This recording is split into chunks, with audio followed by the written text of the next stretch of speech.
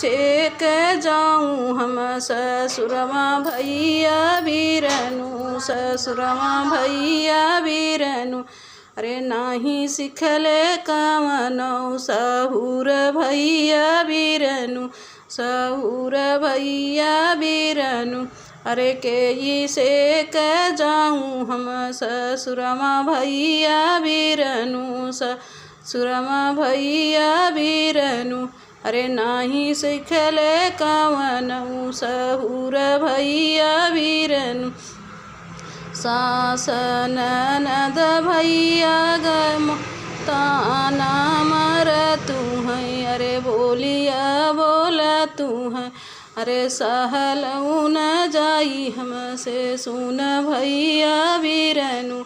अरे आचरा पसरी बहिनी सुनी ली हूँ बहिनी। अरे कौनो नाही सीखे हम सहुर भैया बीरनु।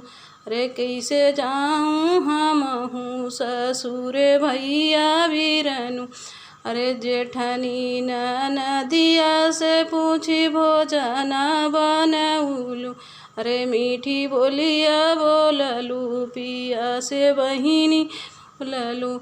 अरे मीठी बोली बोलू पिया से अपने बहिनी।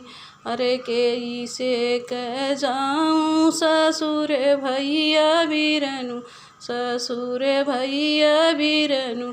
अरे नाही सीखे कौनो सहुर भैया बीरनु।